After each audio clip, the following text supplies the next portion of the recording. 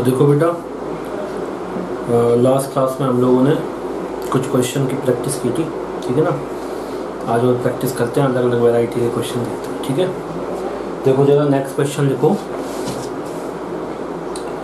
Connect the capacitors, connect three capacitors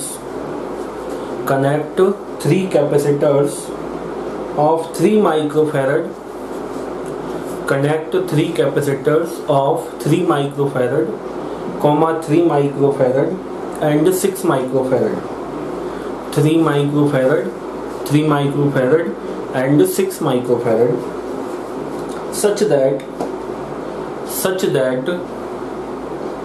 their equivalent capacitance is 5 microfarad, such that their equivalent capacitance is 5 microfarad, such that their equivalent capacitance is 5 microfarad। ठीक है ना बेटा। अपने को 3 capacitors दिए हुए हैं, 2 तो दिए 3 माइक्रोफैरड के और एक दिया हुआ है 6 माइक्रोफैरड का। और हमसे ये पूछा है कि इन कैपेसिटर्स को किस तरीके से हम लोग अरेंज करें सीरीज और पैरेलल कॉम्बिनेशन में, ताकि जो रिजल्टेंट हमारा आंसर है, रिजल्टेंट आंसर आए बेटा 5 माइक्रोफैरड। तो पहले तो अपन देख लो कि पॉसिबल भी है कि नहीं। पता चला अपन मेहनत कर रहे हैं और उसका रिजल्ट कुछ ना आए, तो कैसे देखेंगे। 3 कैपेसिटर्स है 3, 3 एंड 6। अगर तीनों को ही अगर अपन पैरेलल में लगा दें या 2 छोटे छोटे को भी पैरेलल में लगा दें, तो बेटा 2 छोटे छोटे जो हैं 3 माइक्रोफैरड के हैं, तो आंसर 3 माइक्रोफैरड से भी कम का आएगा, ठीक है। मतलब 1.5 माइक्रोफैरड आएगा, ठीक है ना। और अगर इन तीनों को सीरीज पैरेलल में लगाएं, सीरीज में लगाएंगे तो 3 से कम आएगा, पैरेलल में लगाएंगे तो ऐड हो जाएगा, तो कितना आएगा बेटा, बड़े से भी बड़ा आएगा। मतलब 5 जो है मैक्सिमम कैपेसिटी कितनी 6, उससे भी बड़ा आएगा, है ना। तो अपने को पूछा उसने 5, तो इस रेंज में आ रहा है ना। 3, 5 को अगर मैं किस में लगाऊं बेटा, सीरीज में लगाऊं, तो आंसर 3 से भी छोटा आएगा। और अगर मैं 3, 5 को अगर पैरेलल में लगाऊं तीनों को, तो मैक्सिमम कैपेसिटेंस आएगा वो कितना आएगा, 5, 3, 8 और 6 और 6, 12 आएगा, ठीक है। तो क्या जो आंसर है 5 माइक्रोफैरड जो उसने पूछा है, वो हमारा मिनिमम और मैक्सिमम के बीच में आ रहा है। मतलब पॉसिबल तो है रियलिटी में, ठीक है ना। तो अब देखते हैं अपन। देखो जरा, अब ध्यान रखो बेटा, अपने पास 2 3 के हैं और एक है 6 का, ठीक है। तो अगर हम ऐसे कर लें, देखना, एक कैपेसिटर लगा दिया मैंने। अब ये थोड़ा एक्सपीरियंस से आएगा और कुछ नहीं है इसका, है ना। ये लगा दिया बेटा 3 माइक्रोफैरड का कैपेसिटर कनेक्ट किया। अब ये जो 3 माइक्रोफैरड है, इससे मैं लगा दूं पैरेलल में एक 3 का और एक 6 का। क्यों? क्योंकि बेटा मैं क्वेश्चन सॉल्व करते करते मुझे दिमाग में आ गया है, मुझे याद हो गया ये डेटा कि 3 और 6 का जो कॉम्बिनेशन होता है सीरीज वाला, है ना, सीरीज वाला, तो उसमें जो आंसर आता है वो 2 आता है, ठीक है ना। मुझे ये मालूम है। तो अगर मैं 3 और 6 को सॉल्व करूंगा तो आंसर 2 आएगा। तो अब एक काम करें, थोड़ा मैंने गलत बना दिया, इनको सीरीज में लाना है अपने को, है ना।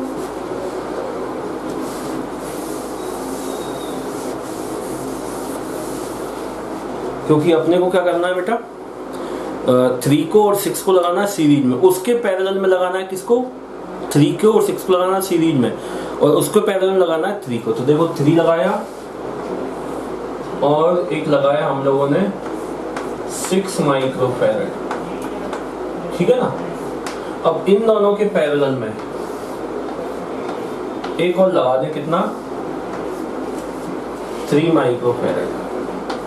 इससे क्या फायदा हुआ, देखो इन दोनों का रिजल्टेंट अगर हम निकालें तो कितना निकलेगा, 3 × 6 अपॉन 3 + 6। इन दोनों का रिजल्टेंट आया 3 × 6 अपॉन 9, 3 3 जा 9, 3 2 जा, देखो 2 आया, 2 माइक्रोफैरड आ गया।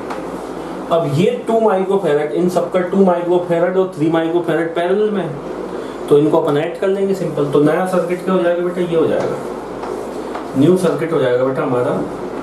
ये तो है 2 माइक्रोफैरड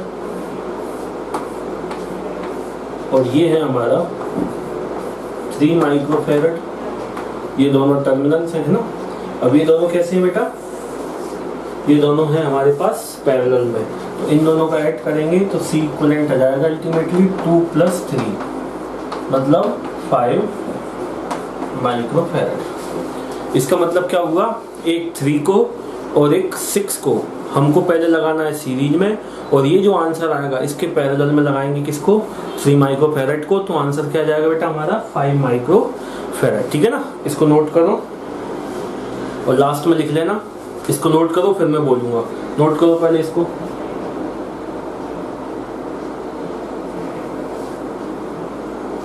अब लिखो बेटा, so we should connect the series combination, so we should connect the series combination of 3 microfarad and 6 microfarad, so we should connect the series combination of 3 microfarad and 6 microfarad capacitors in parallel with the third capacitor of 3 microfarad, with the third capacitor of 3 microfarad. ठीक है ना बेटा। अब करते हैं हम next question. देखो, चलो पहले क्वेश्चन लिखो। Find the equivalent capacitance between the points P and Q। Next question लिखो, find the equivalent capacitance, find the equivalent capacitance between the points P and Q, between the points P and Q as shown in figure, given C is equal to 18 microfarad, given C is equal to 18 microfarad and C1 is equal to 12 microfarad. C is equal to 18 microfarad and C1 is equal to 12 microfarad। ठीक है, देखो diagram दिया हुआ है बेटा।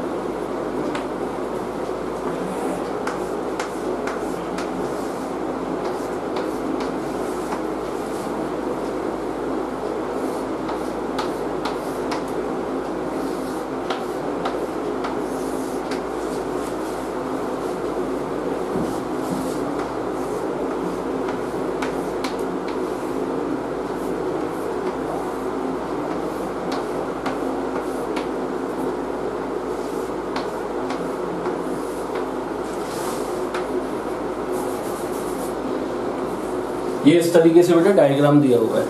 P and Q terminals के बीच में हमको क्या फाइंड आउट करना है, इक्विवेलेंट कैपेसिटेंस फाइंड आउट करना है।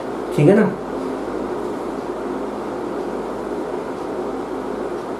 अब इसमें ये वाला जो है ये C1 है और ये वाला C1 है, बाकी सब C है। C C C C C C C C and C। ठीक है ना। अब देखो, आपको कुछ नहीं करना, सबसे पहले वीडियो को पॉज करो और इसमें भले ही 5 मिनट लगे 10 मिनट लगे, इसको पहले आप खुद से सॉल्व करो, फिर मैं सॉल्व करूंगा, फिर देखना आपने गलत किया ये सही किया। ठीक है ना। ठीक है, उसके बाद फिर आप नोट करना। ठीक है, उससे गलती पकड़ में होगी, अगर गलत किया होगा तो, सही किया होगा तो कॉन्फिडेंस बढ़ेगा। ठीक है, तो इसको पहले आप सॉल्व करो, वीडियो पॉज करके फिर मैं करूंगा। तो ये है C1, ये है C1, बाकी सब C है। चलो ठीक है, अब अपन सॉल्व करते हैं बेटा, है ना। देखो, पहले तो P और Q को तो छेड़ना नहीं है, ये मैं आपको ऑलरेडी बता चुका हूँ। P और Q को बिल्कुल भी नहीं छेड़ना। अब देखो, अगर अपन ध्यान से देखें, सबसे पहले तो कुछ समझ नहीं आ रहा, सिर्फ ये दोनों दिख रहे हैं बस मेरे को, तो कि ये दो हैं C और C, ये दोनों के दोनों कैसे हैं बेटा, सीरीज में, क्योंकि अगर इधर से करंट आया तो ऐसे फ्लो होगा, इधर से करंट आया तो ऐसे, मतलब इन दोनों में करंट सेम होगा। तो इनका आंसर आ जाएगा C/2। ठीक है, ये C/2 और ये C कैसे हैं बेटा, ये C/2 और ये C कैसे हैं, पैरेलल में। देखो इन दोनों की जगह एक लगा दूं और ये लगा दूं, पैरेलल में होंगे। ठीक है ना, तो ये दोनों सीरीज में और ये पैरेलल में, तो C/2 किसके पैरेलल में है, इसके।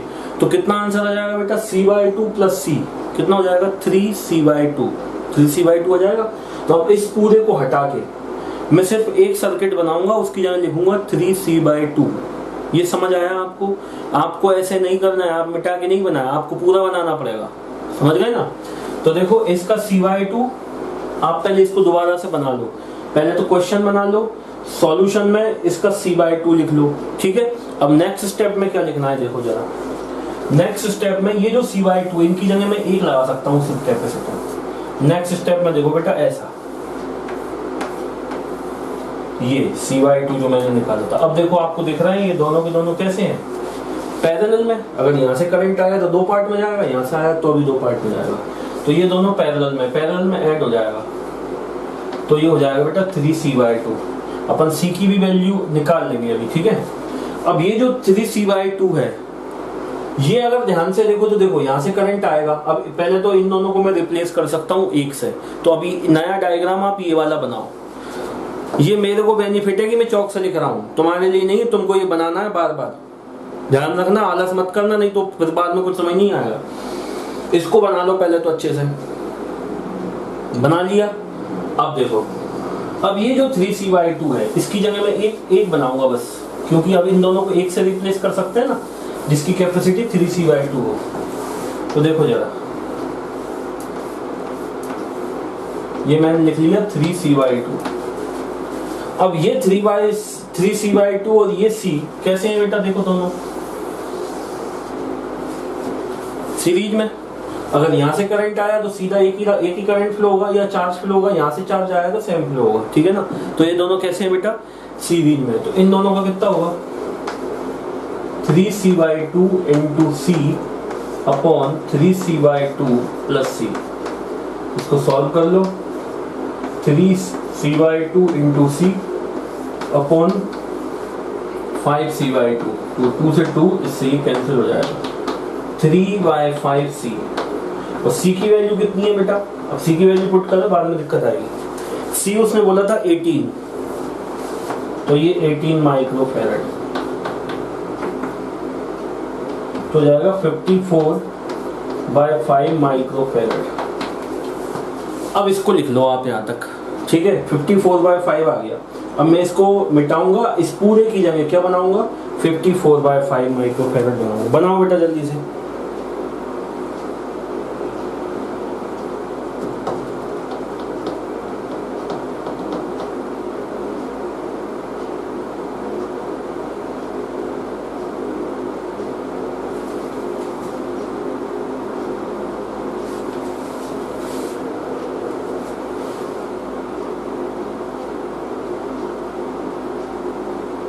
ठीक है बेटा, अब देखो जरा, अब अगर वैसे देखें तो ये 11 के समथिंग आएगा। देखो आंसर कितना आएगा, 11 के समथिंग, 10 पॉइंट समथिंग आएगा, तो इसको अपन 11 मान सकते हैं। ठीक है ना, तो देख लेंगे अपन। तो देखो अब ये तो अपना यहाँ तक आंसर आ गया, इसको बोला 10/54/5, तो लगभग अपन इसको मान सकते हैं 10.8 माइक्रोफैरड आएगा, 10.8 माइक्रोफैरड। ठीक है ना, लगभग 11 मान सकते हैं कैलकुलेशन पॉइंट ऑफ व्यू से। अब देखो, इन पूरे की जगह में सिर्फ एक लगा सकता हूँ, कितना लगाऊंगा, एक, ये लगा दिया मैंने एक। इसकी कैपेसिटी कितनी बेटा, ये रही 10.8 माइक्रोफैरड, या हम इसको अब कैलकुलेशन पॉइंट ऑफ व्यू से 11 माइक्रोफैरड राउंड ऑफ कर लेते हैं, ताकि कैलकुलेशन आसान रहे। ठीक है, अब इसको पूरे को मिटा दो, नया डायग्राम बनाओ। अब ये वाला, अब देखो बेटा, C1 की वैल्यू कितनी है, 12 और 11 जो है बेटा, ये दोनों कैसे हैं, पैरेलल, तो ये दोनों ऐड हो जाएंगे, तो कितना हो जाएगा, तो ये हो जाएगा 12 प्लस 11 माइक्रोफैरड, तो इन दोनों का जाएगा बेटा 23 माइक्रोफैरड। ठीक है ना, तो अब इस पूरी ब्रांच को हटा के मैं 23 लिख सकता हूँ। इस डायग्राम को दोबारा से बनाओ। अब बनाओ, ये बनाना पड़ेगा बेटा, ऐसे ही सॉल्व होते हैं, बनाना ही पड़ेगा, आलस नहीं चलेगा। कितना आया? 23 माइक्रो फेराड आ गया, ठीक है ना। अब देखो इस पूरे को मिटाएं, अब इस पूरे की जगह सिर्फ एक लगाएं 23 माइक्रो फेराड। दोबारा से जो अभी अपन ने किया ना, सब कुछ वैसे ही करना पड़ेगा। ये है 23 माइक्रो फेराड, लगा दिया। अब देखो अगेन ये C कितना था बेटा? C की वैल्यू थी अपनी 18 और 23 अगेन कैसे हैं बेटा? सीरीज में, तो इनका कितना हो जाएगा? 18 इंटू 23 अपॉन 18 प्लस 23, तो यह जाएगा 18 इंटू 23 अपॉन 8 और 3 11 1 और ये 3 4 41, ठीक है ना। तो आ जाएगा बेटा 18 अपॉन 23 इंटू 41। तो इसको सॉल्व करना है अपन, कैलकुलेटर लगेगा, थोड़ी कैलकुलेशन करनी है इसमें।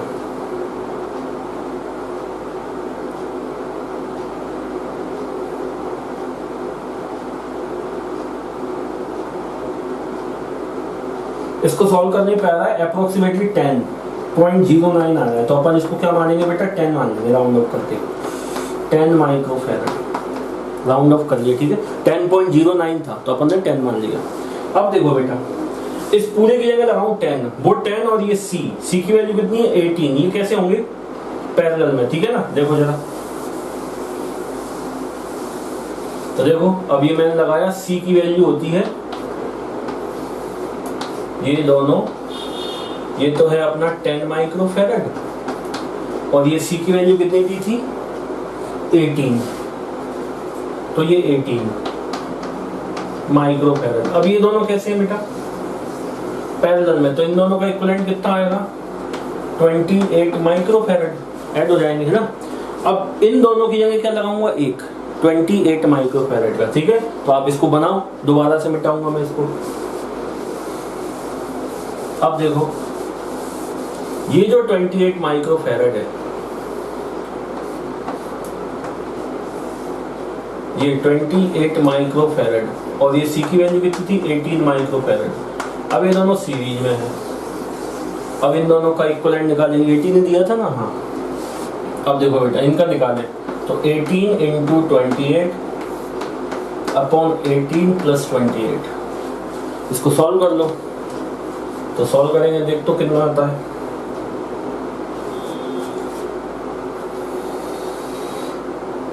Eighteen into 28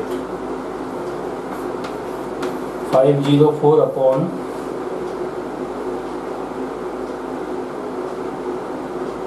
46।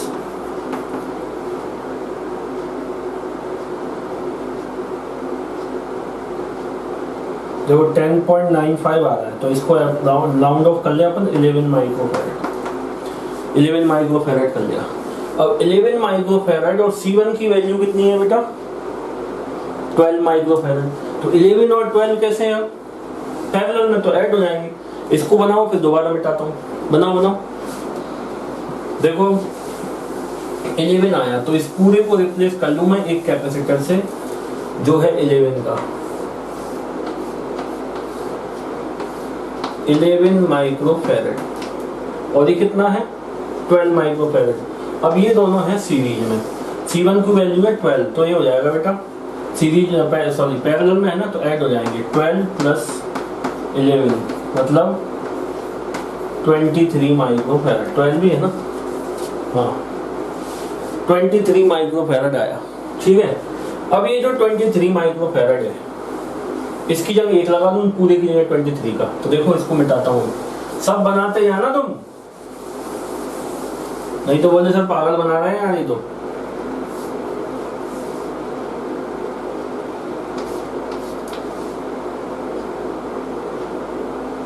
ये हो गया 23 माइक्रो फेराड।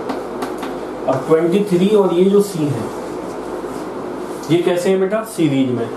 तो देखो 23 इंटू 18 अपॉन 23 प्लस 18, इसको सॉल्व कर लो। सी की वैल्यू 18 ही है ना, ठीक है, सॉल्व कर लेते हैं दोबारा। 23 इंटू 18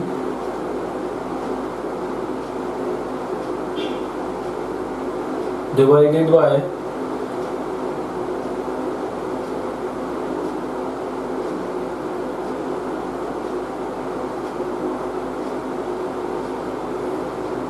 अगेन ये आ गया बेटा 10 माइक्रोफैरड। कितना आ गया? 10 माइक्रोफैरड। अब ये जो 10 माइक्रोफैरड है इस सी के कैसा है? पैरेलल में है। तो देखो अब ये 10 इन दोनों की जगह 10 से रिप्लेस कर दूंगा एक कैपेसिटर को। तो देखो जरा आप ध्यान दे रहे हो तो देखो पी और क्यू के बीच में पूछा था, उसको अपन ने छेड़ा नहीं है। ये है 10 माइक्रोफैरड। अब ये दोनों कैसे हैं? पैरेलल में। और सी की वैल्यू कितनी है? 18। तो 18 माइक्रोफैरड प्लस 10 माइक्रोफैरड कितना हो गया बेटा? 28 माइक्रोफैरड, है ना। तो अब देखो इन दोनों को एक से रिप्लेस करेंगे 28 माइक्रोफैरड से। देखो पी और क्यू को नहीं छेड़ना। ये देखो क्यू वही है, ये देखो ये आ गया 28 माइक्रोफैरड, है ना। अब ये दोनों सी और 28 कैसे हैं? सीरीज में, ये दोनों सीरीज में। तो देखो कैसे लिखेंगे? सी की वैल्यू है अपनी 18 इंटू 28 अपॉन 18 प्लस 28। तो कितना आ जाएगा?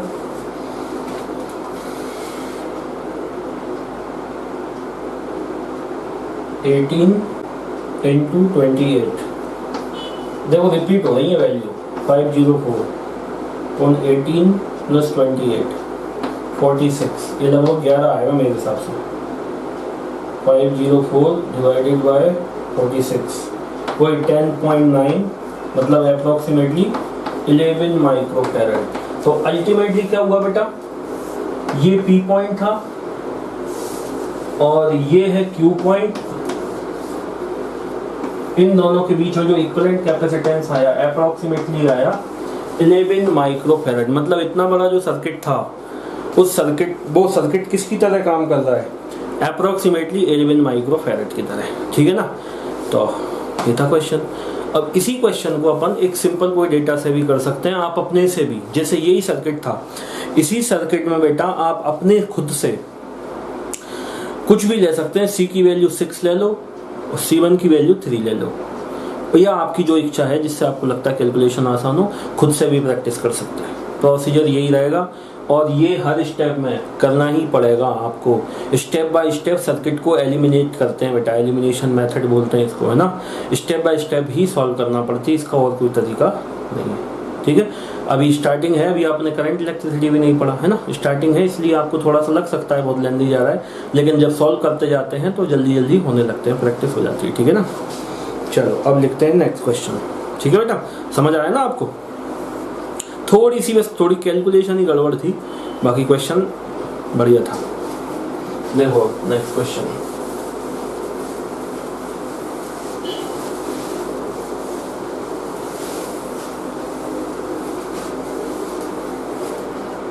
देखो क्वेश्चन देखो। 4 कैपेसिटर्स आर कनेक्टेड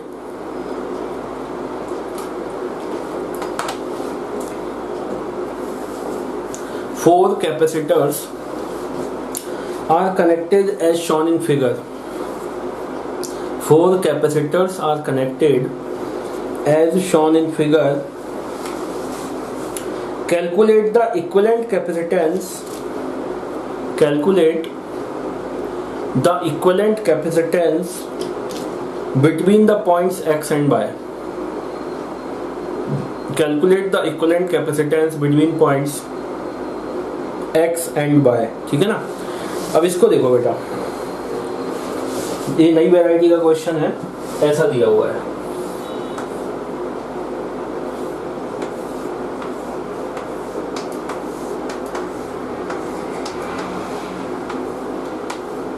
करंट में भी देखेंगे हम लोग ऐसे क्वेश्चन। ये 2 टर्मिनल्स दे रखी हैं X एंड Y। ये X टर्मिनल है, ये वायर टर्मिनल है, ठीक है। इस पॉइंट को एक प्लेन वायर के थ्रू यहां कनेक्ट कर दिया और इस वाले पॉइंट को एक प्लेन वायर के थ्रू यहां पे कनेक्ट कर दिया इस तरीके से, ठीक है ना। और इनकी कैपेसिटी है 2, 3, 5, 10, 2 माइक्रोफैरड, 3 माइक्रोफैरड, 5 माइक्रोफैरड, 10 माइक्रोफैरड, ये दिया है बेटा। अब एक्स एंड वाई के बीच इक्विवेलेंट कैपेसिटेंस फाइंड आउट करना है। अब इसमें न्यू कॉन्सेप्ट जो है वो समझो। जब कभी भी बेटा अपन प्लेन वायर से किसी भी चीज को जोड़ते हैं तो वो उसका पोटेंशियल सेम होता है, मतलब पॉइंट सेम होता है। जैसे कि देखो मान लेते हैं ये वाला पॉइंट ए है, देखो यहाँ से यहाँ तक प्लेन वायर है तो ये पॉइंट एक्स है तो ये भी एक्स ही होगा, तो इसको ये एक्स होगा है ना, तो इसको नाम दिया एक्स। अब यहाँ से यहाँ तक कुछ भी नहीं है तो ये प्लेन वायर है, तो ये पूरा का पूरा इस कहीं पे भी देखो यहाँ यहाँ यहाँ यहाँ यहाँ सब एक्स पॉइंट है, और ये भी कैसा पॉइंट है, एक्स पॉइंट है। तो ये भी एक्स पॉइंट है और ये भी एक्स पॉइंट है। अब ये वाई है और बीच में कैपेसिटर लगा हुआ है, तो अब ये वाई नहीं है। अगर ये प्लेन वायर होता तो ये वाई होता तो यहाँ पे भी वाई होता, ठीक है। लेकिन बीच में कैपेसिटर लगा हुआ है तो पोटेंशियल चेंज हो गया होगा, है ना, इसने कुछ पोटेंशियल खा लिया होगा, तो पोटेंशियल चेंज हो गया होगा, तो ये पॉइंट कुछ अलग है, तो इसको नाम दे देते हैं अपन पी नाम दे देते हैं। चलो पी नाम दे दिया।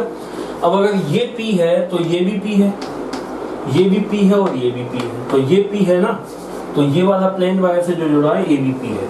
अब बेटा ये जो सर्किट है इसको अपन दोबारा से बनाएंगे। अपने पास सब पॉइंट है, देखो x और p के बीच में एक है, p और x के बीच में एक है, x और p के बीच में एक है, फिर p और y के बीच में एक है। तो अपन नया सर्किट बना लो। कैसे बनाए, देखो ये पॉइंट है हमारे पास, मान लो यहाँ बनाते हैं, चलो यहाँ बनाते हैं, ये y था, इसका नया डायग्राम बनाते हैं। देखो ये पॉइंट है बेटा हमारे पास x, ठीक है, और ये पॉइंट है हमारे पास p, ठीक है, और ये पॉइंट है हमारे पास y। तो देखो x और p के बीच में 2 माइक्रोफैरड है, तो देखो हमने लगाया x और p के बीच में 2 माइक्रोफैरड। अब देखो p और x के बीच में अगेन 3 माइक्रोफैरड है, तो px लिखो या xp लिखो, बात तो एक ही है ना, है तो दोनों पॉइंट। तो देखो 3 माइक्रोफैरड इन दोनों के बीच। फिर x और p के बीच में अगेन 5 माइक्रोफैरड है, ये 5 माइक्रोफैरड है, और p और x के बीच में 10 माइक्रोफैरड है, तो p और y के बीच में ये रहा 10 माइक्रोफैरड। अब ये नया सर्किट बन गया हमारे पास बेटा, इसको सॉल्व करना है। ये x है, ये पॉइंट x है और ये y है। अपने को तो x और y के बीच निकालना, p तो हमने सपोज किया था मन में बीच में, तो ऑटोमेटिक अपन उसको खत्म कर सकते हैं ना। अब देखो 2, 3 और 5 तीनों के तीनों कैसे है बेटा, पैरेलल, तो इन तीनों का इक्विवेलेंट कितना आया, 10 माइक्रोफैरड। इन तीनों का इक्विवेलेंट आ जाएगा 2 + 3 + 5, मतलब 10 माइक्रोफैरड। और 10 माइक्रोफैरड के साथ कैसा है बेटा, सीरीज में। देखो इसका नया डायग्राम कैसा बना, ये पॉइंट x, ये वाला 10 माइक्रोफैरड और वो वाला 10 माइक्रोफैरड, ये बाय पॉइंट। अब देखो बेटा इसमें p पॉइंट तो हमने मन में सपोज किया था ना, तो वो उसको खत्म कर सकते हैं, उससे कोई दिक्कत नहीं। जिसके बीच में पूछा है वो खत्म नहीं करना, अपने तो x और y के बीच में पूछा। अब देखो ये दोनों कैसे हैं बेटा, सीरीज में, इन दोनों का 10 और 10 है ना, 10/2 हो जाएगा, मतलब 5 माइक्रोफैरड आएगा। तो फाइनल आंसर कितना हुआ बेटा, x और y के बीच में, x और y के बीच में हमारा आंसर है फाइनल 5 माइक्रोफैरड। इसका इक्विवेलेंट आएगा 10 × 10 / 10 + 10, तो इसको सॉल्व करेंगे तो 5 माइक्रोफैरड आएगा। वो फाइनल आंसर कितना है बेटा, 5 माइक्रोफैरड। तो इसमें नई चीज क्या थी, नई चीज ये वायर वाला कनेक्शन था, ठीक है ना। अगर प्लेन वायर है, अगर मान लो यहाँ पे बीच में कोई कैपेसिटर लगा होता तो फिर ये पॉइंट P होता, तो ये पॉइंट P नहीं होता, फिर ये बीच में कैपेसिटर है ना, तो पोटेंशियल चेंज कर देता, ये पोटेंशियल कुछ ना कुछ खा जाता, तो फिर वो अपन सेम पोटेंशियल नहीं मान सकते थे इसको, ठीक है ना। अभी इतना याद रखो, अपन करंट इलेक्ट्रिसिटी में बहुत करेंगे बेटा ऐसे क्वेश्चन, ठीक है ना। तो तो ये था प्लेन वायर से अगर कनेक्ट करते हैं तो कैसे करते हैं, ठीक है। इसको नोट करो, फिर आगे सॉल्व करेंगे।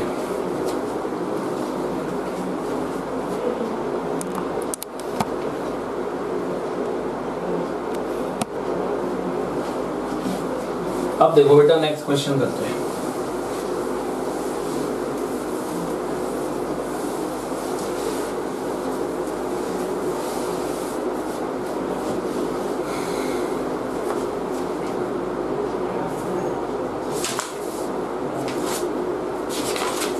देखो नेक्स्ट क्वेश्चन लिखो।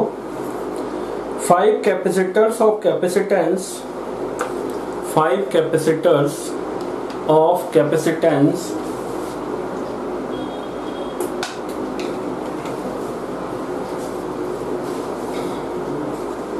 5 capacitors of capacitance 10 microfarad each 10 microfarad each are connected with each other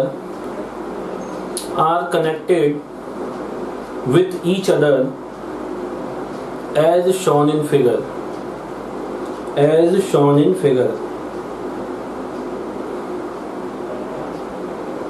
calculate the total capacitance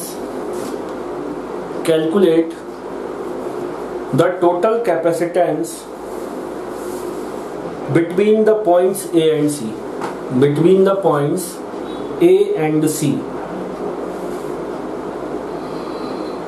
ठीक है ना बेटा।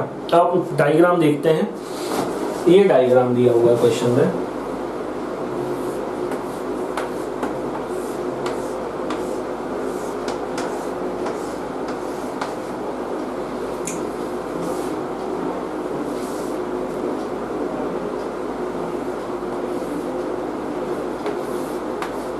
इस तरीके से अब प्लेन वायर से कनेक्ट नहीं किया, उसके बीच में एक कैपेसिटर और लगा दिया। ये 2 पॉइंट्स हैं, इसको नाम दिया है उसने A एंड C। ये A है, ये C है। इन दोनों के बीच में अपने क्या पता करना है बेटा? नेट कैपेसिटेंस पता करना है। हर एक कितने का है? 10 माइक्रोफैरड का है, हर एक 10 माइक्रोफैरड का है ना। तो अपन C नाम दे देते हैं इन सबको, C। और C की वैल्यू कितनी दी हुई है इसने? C = 10 माइक्रोफैरड, ठीक है ना, ऐसा। अब सुनो बेटा, ये पॉइंट दिया हुआ है उसने B, नहीं तो मैं लग रहा है ये वाला C ये वाला C नहीं कैपेसिटेंस वाला, ये ABC पॉइंट्स हैं, A, B और C पॉइंट्स, ये कैपेसिटी वाला C है ना। अब सुनो बेटा, ये देखेंगे ना, इसको अपन रीड्रॉ करें। अब ऐसा तो समझ आता नहीं है ना, इसको रीड्रॉ करना पड़ती है। और रीड्रॉ करेंगे तो अपन देखेंगे कि व्हीटस्टोन ब्रिज बनेगा। और व्हीटस्टोन ब्रिज आप जानते हो, 10th स्टैंडर्ड में सभी पढ़ते हैं। मैं एक बार साइड में कॉन्सेप्ट बता देता हूँ।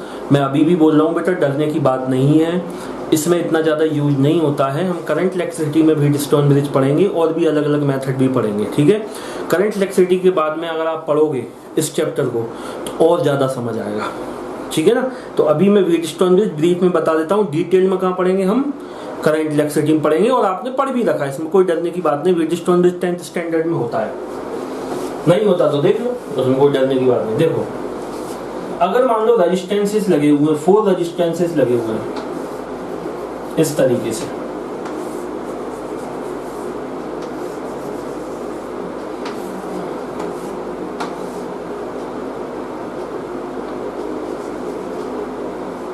इस तरीके से कुछ भी नाम दे दो। मान लो ये PQ है, ये R1, R2, ये R3 और ये R4 और ये R5, ठीक है ना बेटा। अब इसका लॉजिक ये है कि इन दोनों का जो रेशो है, मतलब R1/R2 का जो रेशो है, अगर वो R3 और R4 के रेशो के इक्वल हो जाए, R3 और R4 के रेशो के इक्वल है, या आप ऐसे भी बोल सकते हो कि R1 और R4 का मल्टीप्लिकेशन R2 और R3 के मल्टीप्लिकेशन के इक्वल है, तो इसको बोलते हैं बैलेंस्ड व्हीटस्टोन ब्रिज। C4/C5 उल्टा लिख दिया, R1, R2, R3, R4 और ये R5, आमने सामने का ध्यान रखने वाली बात है, आमने सामने का मल्टीप्लिकेशन, आमने सामने वालों का मल्टीप्लिकेशन। तो R1 R2 और R3, तो ये हो जाएगा R4। अब सही है, अब तो सही है, ये तो सही था, वहां अगर नंबरिंग गलत हुई थी। तो देखो R1 और R4 का मल्टीप्लिकेशन R3 और R2 के मल्टीप्लिकेशन के इक्वल होना चाहिए। अगर ऐसा होता है तो इसको बोलते हैं हम लोग, इसको बोलते हैं सर्किट को balanced Wheatstone bridge. Balanced Wheatstone bridge concept बता रहा हूं मैं आपको, इसलिए बता रहा हूं, फिर बोलोगे आप कॉन्सेप्ट नहीं बता ही रहा हूं। ये तो रेजिस्टेंस में होता है। अगर ऐसा कुछ होता है बेटा, बैलेंस व्हीटस्टोन ब्रिज होता है, अगर इसमें है तो, अगर ये कंडीशन है तो इसको बोलेंगे बैलेंस व्हीटस्टोन ब्रिज। और अगर बैलेंस व्हीटस्टोन ब्रिज होता है तो ये वाला पॉइंट और ये वाला पॉइंट सेम होता है, सेम पोटेंशियल पे होता है, मतलब इसके होने नहीं होने का कोई फर्क नहीं पड़ता। मतलब इस डायग्राम को अपन कैसा बना सकते हैं, देखो इसको बैलेंस मत लिखो अभी तो ये दिया हुआ है, ये अपने को गिवन है, ये है R। अगर कंडीशन ये वाली हो जाए, इफ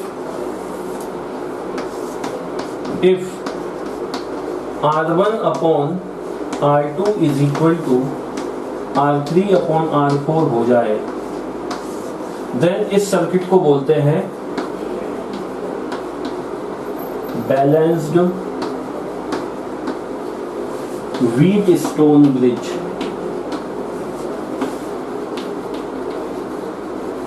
इसको क्या बोलते हैं, बैलेंस्ड व्हीटस्टोन ब्रिज।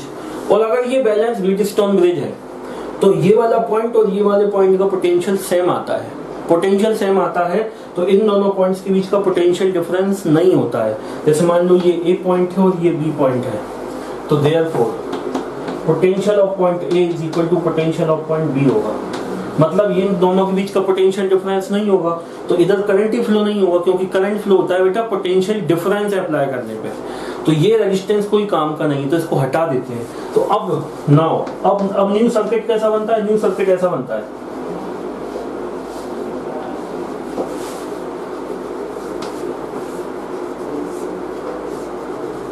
ये R1, ये R2 है, ये R4 और ये R3 ऐसा। अब इसको सॉल्व कर लेते हैं। अब इसमें ये दोनों सीरीज में, ये दोनों सीरीज में, जो आंसर आएगा ये दोनों पैरेलल, ठीक है ना, ऐसे सॉल्व कर लेते हैं। अब सेम कॉन्सेप्ट है किसके साथ, कैपेसिटर्स के साथ। रेजिस्टेंस को रिप्लेस कर लो कैपेसिटर से, तो भी वही है, ठीक है। तो देखो इसको लिख लो, पहले आप साइड में लिख लो, कॉन्सेप्ट लिख लो, व्हीटस्टोन ब्रिज। ये डायग्राम बना लो, अगर ऐसा कोई डायग्राम होता है तो इसको बोलते हैं व्हीटस्टोन ब्रिज, ठीक है ना। इसके और भी फॉर्म्स होते हैं अलग अलग व्हीटस्टोन ब्रिज के, तो वो अभी अपन नहीं देख रहे, अपन करंट इलेक्ट्रिसिटी में देखेंगे, वहां जरूरत पड़ेगी। और इस कंडीशन को सेटिस्फाई करता है ये ब्रिज, तो इसको बोलते हैं बैलेंस्ड व्हीटस्टोन ब्रिज। और अगर बैलेंस्ड है तो ये बीच वाली जो ब्रांच इसको गायब कर दिया जाता है, ठीक है। अब देखो बेटा, अब इसी को अपन कैपेसिटर के फॉर्म में देख लो, देखो जरा, कैपेसिटर हो तो क्या होगा, देखो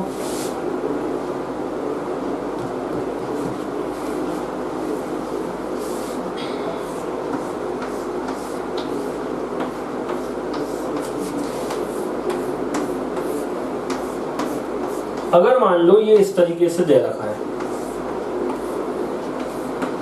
C1, C2, C3, C4, C5, इसमें कंडीशन लगाएं अगर अपन, इफ जैसे पहले लगाई थी, if C1 upon C2 is equal to C3 upon C4 है, ये कंडीशन है, तो इसको बोलेंगे बैलेंस्ड व्हीटस्टोन ब्रिज। तो इसको क्या बोलेंगे, बैलेंस व्हीटस्टोन ब्रिज। और बैलेंस है तो C5 गायब कर दो, तो ये ऐसा बन जाएगा। अब ये वाला सर्किट ऐसा बन जाएगा बेटा, ये बीच वाला गायब कर दिया, C5 गायब कर दिया, C1, C2, C3 और C4, समझ गए ना। तो ये कैपेसिटर में कर सकते हैं। तो आप इसको नोट कर लो, फिर अपन इस क्वेश्चन को सॉल्व करेंगे। करो जल्दी से नोट बेटा।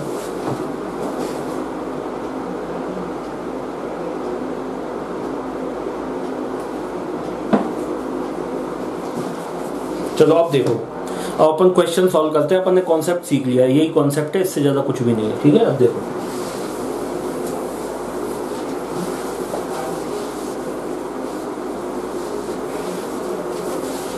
देखो बेटा, अब ये बी पॉइंट है, ये बी पॉइंट है, तो ये भी बी पॉइंट है नहीं, ये सी पॉइंट है, सी पॉइंट है। अब ये सी पॉइंट है तो ये भी सी पॉइंट है, ये बी पॉइंट है तो ये भी बी पॉइंट है, क्योंकि यहाँ बीच में प्लेन वायर है, प्लेन वायर में लिख सकते हैं। ठीक है, अब मतलब ये बी और सी के बीच में लगा हुआ है। अब ये अपने को मालूम नहीं है, ठीक है ना, तो इसको नाम दे देते हैं अपन एक्स।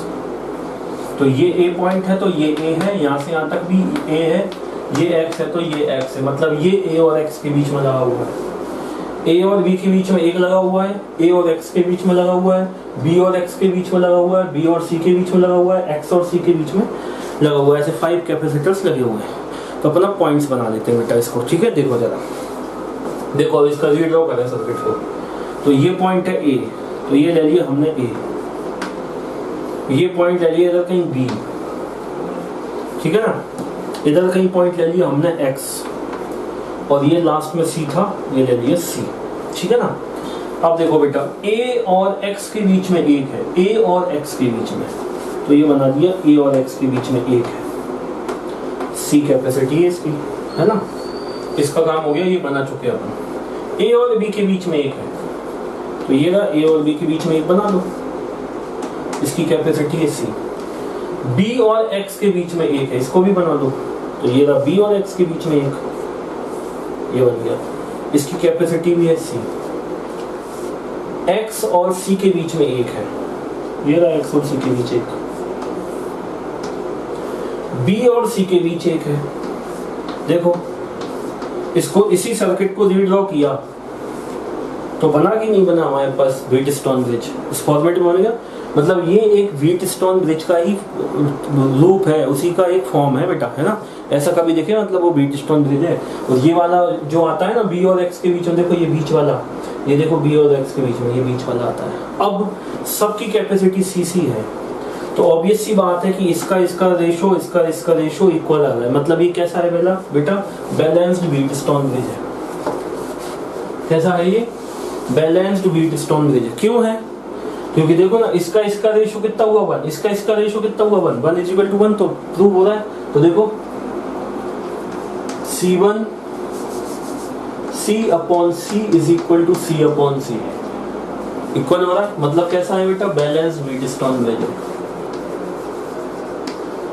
बैलेंस्ड व्हीटस्टोन ब्रिज है।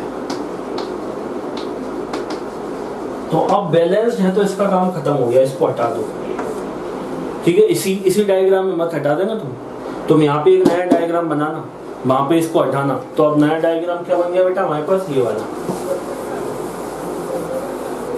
ये बन गया नया डायग्राम। अब इस सर्किट को सॉल्व करना है अपने को। तो देखो, करंट ए और सी के बीच में अपन ने बैटरी लगाई है ना। अब यहाँ पे बैटरी लगाएंगे, करंट यहाँ से आया, 2 पार्ट में टूटा। अब यहाँ पे जो भी जाएगा वो इसमें और इसमें सेम होगा। मतलब ये दोनों कैसे हैं बेटा, सीरीज में। इन द सेम में ये दोनों कैसे हैं, सीरीज में। इसका कितना आया, सी और सी का C/2, इसका कितना है, सी और सी का C/2, क्योंकि दोनों सीरीज में है। नया डायग्राम बनाते हैं, देखो इसी का नया डायग्राम।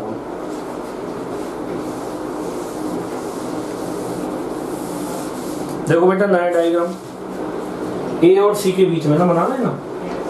तो ये है ए पॉइंट, एक तो ये पूरे की जगह, दोनों की जगह से एक रिप्लेस करेंगे C/2, ये C/2, ये है सी पॉइंट, और दोबारा से ए और सी के बीच में एक और है C/2, ये वाला। ठीक है ना। अब ये दोनों कैसे हैं बेटा, पैरेलल में। तो ए और सी के बीच में कितना आया, C, और C की वैल्यू कितनी है, 10 माइक्रोफैरड। तो फाइनल आंसर कितना आ गया हमारे पास, 10 माइक्रोफैरड। C इक्विवेलेंट कितना आया, 10 माइक्रोफैरड आंसर आ गया बेटा। फाइनल आंसर आया हमारे पास 10 माइक्रोफैरड। समझे कि नहीं समझे? तो ये व्हीटस्टोन ब्रिज वाला कॉन्सेप्ट सीख लिया, ठीक है। अब इसको बनाओ, नया क्वेश्चन करेंगे आगे, बनाओ सीरीज वाले करेंगे कुछ।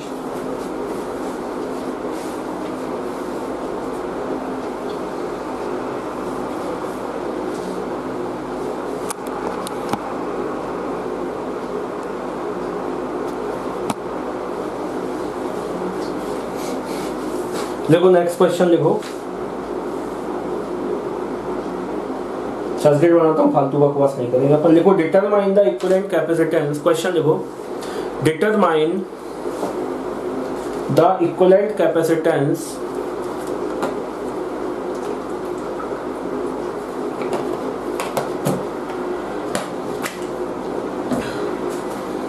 determine the equivalent capacitance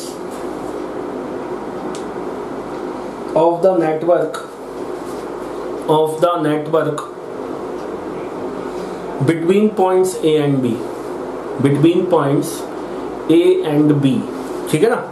अब देखो बेटा सीरीज वाला क्वेश्चन करते हैं, अच्छा क्वेश्चन है ये। ऐसा क्वेश्चन मैंने आपको इसी सीरीज वाला इलेक्ट्रोस्टैटिक्स में भी करवा रखा है, फर्स्ट पार्ट में फोर्स से रिलेटेड क्वेश्चन किए थे, इलेक्ट्रिक फील्ड से रिलेटेड तब किया था, एपीजीपी वाले क्वेश्चन। देखो बेटा ये एक सर्किट है, ये इस तरीके से है बेटा।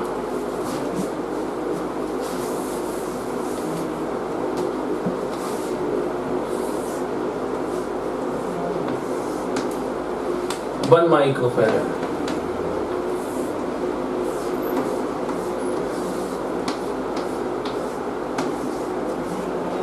1 माइक्रोफैरड, 1 माइक्रोफैरड।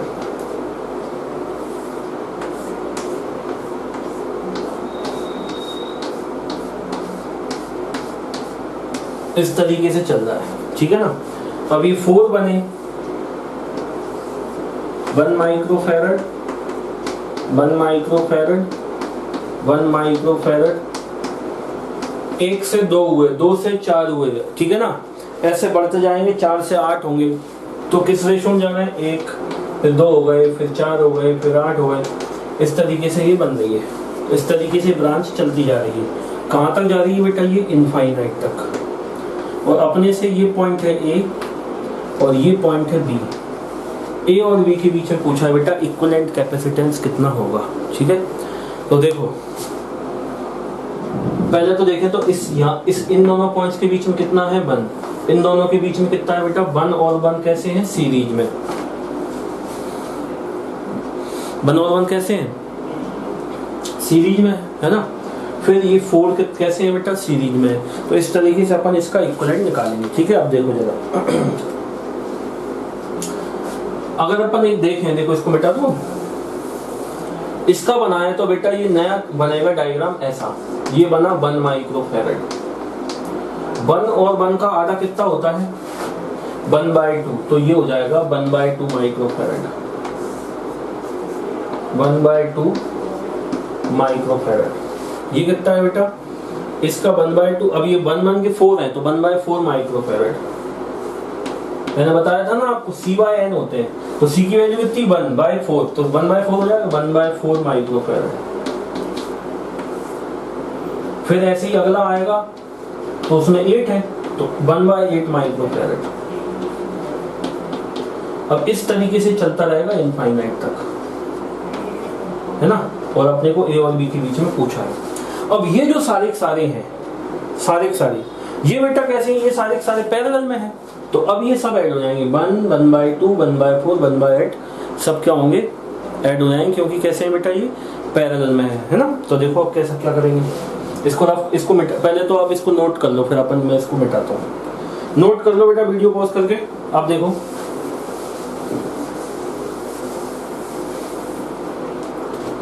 1, 1/2, 1/4, 1/8 इस तरीके से इनफाइनाइट तक सबके सब कैसे हैं बेटा, पैरेलल में, तो ऐड हो जाएंगे। तो लिखें अपन C equivalent is equal to 1 plus 1/2 plus 1/4 plus 1/8 plus plus plus plus up to infinite, ठीक है। अब इसको सॉल्व करना है, बस अब इसको रफ कर देते हैं, इसका काम हो गया। देखो बेटा C इक्वलेंट, इसको लिख सकते हैं 1 + 1/2 + 1/2 स्क्वायर + 1/2 क्यूब। तो इस तरीके से देखो ये GP बन रही है ना। तो इसमें अपन कैसे करते हैं, इसी को सॉल्व कर रहे हैं, तो मैंने बना के बताया है। C equivalent is equal to, इसमें S इनफाइनाइट टर्म्स का सम क्या होता है, A/1 - R, A/1 - R। A क्या होती है फर्स्ट टर्म, तो A की वैल्यू तो यहाँ 1 है, R की वैल्यू इन दोनों का रेशो होता है, कितना आएगा 1/2, ठीक है ना। तो वैल्यू पुट कर लो, तो फर्स्ट टर्म कितनी है बेटा 1, तो 1/1 - R कितना आएगा दिस अपॉन दिस, तो 1/2 आएगा, है ना। तो C इक्वलेंट आया बेटा 1 में से आधा गया तो आधा बचा, ये आधा आ जाएगा ऊपर, तो C इक्वलेंट आया 2 माइक्रोफैरड। पूरे इनफाइनाइट सीरीज का कितना आया 2 माइक्रोफैरड कैपेसिटेंस आया, इक्वलेंट कैपेसिटेंस। समझे कि नहीं समझे, तो इस तरीके से सॉल्व कर लेते हैं।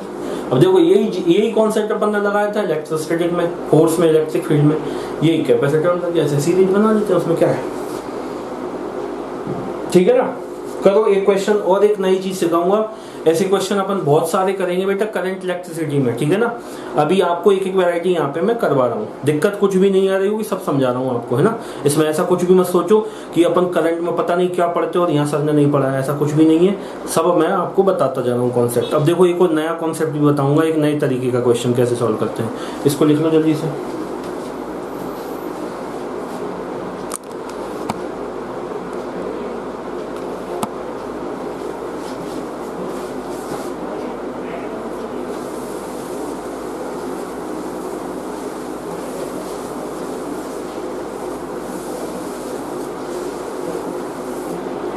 देखो बेटा,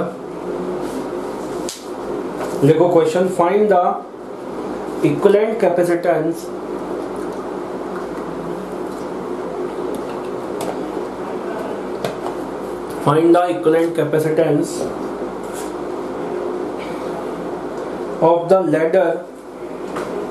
of the ladder between points A and B.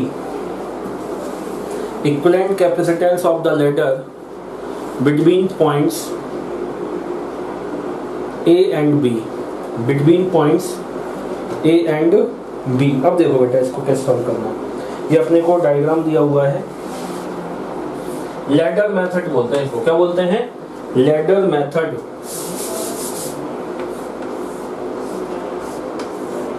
इस तरीके का कभी भी सीरीज दिखे तो कैसे सॉल्व करेंगे,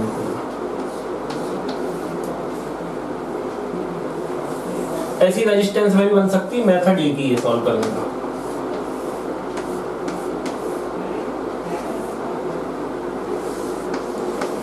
ऐसे ये जो मैं बना रहा हूं ना रिपीट टेलीकास्ट, ये कहां तक कर सकते हैं अपन, इनफाइनाइट तक रिपीट होगा, ये ऐसे इनफाइनाइट तक जाएगी ये चेन।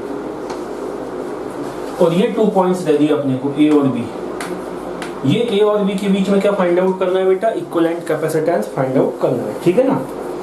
हर एक का कैपेसिटेंस उसने दे रखा है, ये 1 के हैं, 2 के हैं, 1 microfarad 1 microfarad 1 microfarad 1 microfarad 2 microfarad 2 microfarad 2 microfarad, ठीक है ना बेटा। अब ऐसे क्वेश्चन को कैसे करेंगे ये समझो, पहले तरीका समझो। ये कहां तक जा रही है बेटा, ये सीरीज इनफाइनाइट तक जा रही है, कहां तक जा रही है, इनफाइनाइट तक। मतलब इसमें देखो बेटा, अगर अपन ध्यान से देखें, देखना ये चीज रिपीट हो रही है, ये 2 का, ये 2 का, ये 2 का, ये इस तरीके से रिपीट हो रहा है। देखो ये 2 की एक सीरीज है, फिर अगली 2 जोड़ दूंगा तो एक और अगले चेन बन जाएगी, फिर ऐसे ही 2 और जोड़ दूंगा तो अगले चेन बन जाएगी। ऐसी चेन कहां तक जा रही है, इनफाइनाइट तक है, ऐसी ऐसी अपनी कड़ी, ठीक है ना। तो अब बेटा इस पूरे का अपने को क्या निकालना है, इक्विवेलेंट कैपेसिटेंस निकालना। इनफाइनाइट मतलब क्या होता है, बहुत ज्यादा, जो कि काउंटेबल ही नहीं है, आप काउंट नहीं कर सकते। अब काउंट नहीं कर सकते, इतने सारे हैं, तो क्या उनमें से अगर मैं, जैसे समुद्र है, समुद्री है ना, इनफाइनाइट मतलब समुद्र। समुद्र में से अगर मान लो अरबों खरबों मतलब उसमें पानी की बूंदें हैं, उनमें से अगर एक पानी की बूंद अलग कर लूँ, बाकी की पानी की बूंद अलग करूँ, तो पता चलेगा उसकी कैपेसिटी कोई फर्क पड़ेगा? उसकी जो बूंदें हैं उनकी उसके ऊपर कोई फर्क पड़ेगा? कुछ नहीं पड़ेगा, क्योंकि उसके पास तो इनफाइनाइट पानी की बूंदें थी, उनमें से आपने एक बूंद ले ली, उसको कुछ पता ही नहीं चला कि कुछ खत्म हुआ कि नहीं हुआ। ऐसे ही बेटा यही कॉन्सेप्ट है इसका लैडर मेथड का। ये जो इनफाइनाइट सीरीज बनती है, इनमें से हम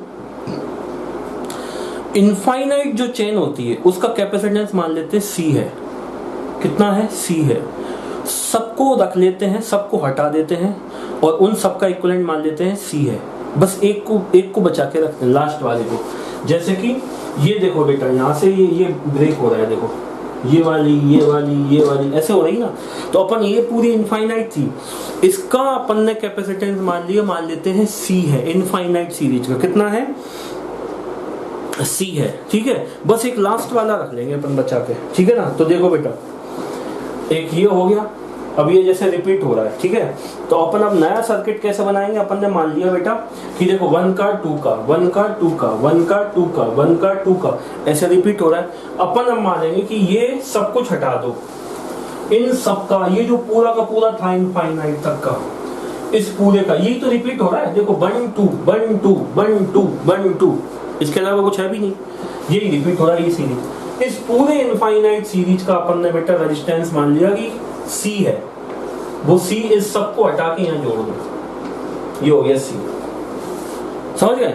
और इनफाइनाइट का मिला के C मिलाया तो यहाँ पे भी C ही है।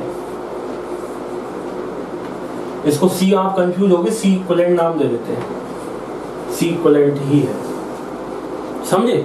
बस अब इनफाइनाइट सीरीज में अगर मैं एक और चेन एक्स्ट्रा जोड़ दूं तो कुछ फर्क नहीं पड़ेगा, या एक हटा दूं तो भी कोई फर्क नहीं पड़ेगा। तो मैंने ये इनफाइनाइट को हटा के एक जोड़ दिया, बाकी एक बची। अब इसको सॉल्व कर लेंगे बस। अब देखो बेटा, ये दोनों कैसे हैं? सीरीज में, तो इसका कितना हो जाएगा? 2 × C equivalent upon 2 + C equivalent, ठीक है ना। अब इसको हटा के नया सर्किट क्या बना? ऐसा बना, ये है A पॉइंट, ये है 1 माइक्रोफैरड, इन दोनों की जगह 1 लगा दूं, ये लगा दिया। कितना है इसका? 2C equivalent upon 2 + C equivalent, और ये B पॉइंट। अब ये दोनों कैसे हैं बेटा? पैरेलल में। अच्छा ये बात ध्यान रखना, ये भूलना नहीं है, A और B के बीच में इक्विवेलेंट कैपेसिटेंस कितना है? C equivalent. जो यहाँ मानेंगे वही यहाँ पे मानते हैं अपन, ठीक है ना, ध्यान रखो। अब ये दोनों कैसे हैं बेटा? पैरेलल में, तो ऐड हो जाएंगे। तो कितना हो जाएगा इनका? 1 + 2 × C equivalent upon 2 + C equivalent, ये इनका हो गया। अब देखो बेटा, फाइनल कैपेसिटेंस कितना आया? A और B के बीच में कितना है? C equivalent. तो C इक्विवेलेंट की वैल्यू कितनी आई? और इसको रफ कर दूं, आप इसको बना लो, मैं रफ कर दूं।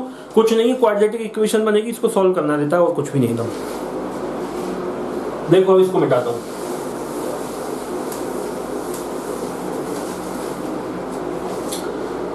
ये C इक्विवेलेंट की वैल्यू कितनी है? ये पूरी, ये जो आंसर आया ना A और B के बीच में इक्विवेलेंट कैपेसिटेंस कितना है, वो ये आया, इसको लिख लो।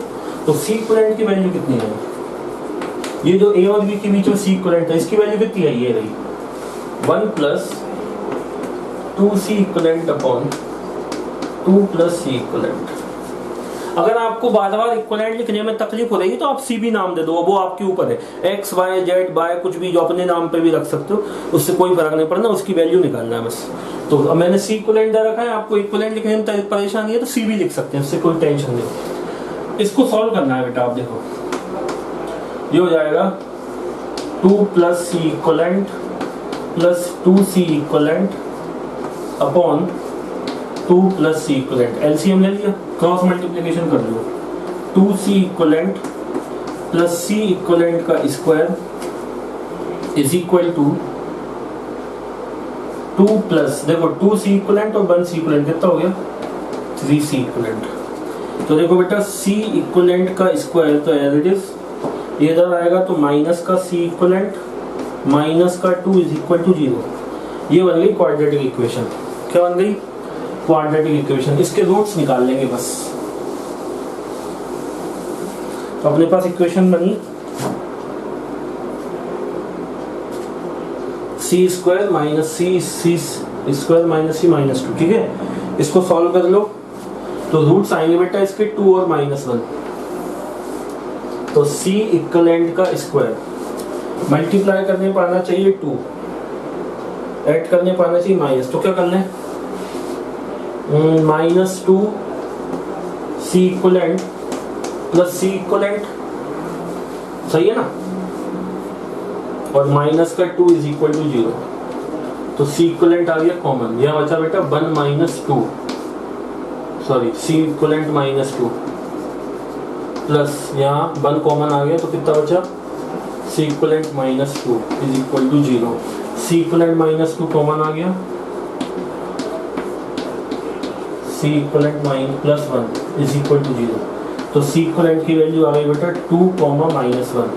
तो अपन पॉजिटिव रूट लेंगे, नेगेटिव में तो होती नहीं कैपेसिटी, तो सी इक्वलेंट की वैल्यू हो जाएगी 2। सब कुछ माइक्रोफैरड में होता तो ये माइक्रोफैरड, मतलब इनफाइनाइट कैपेसिटी का,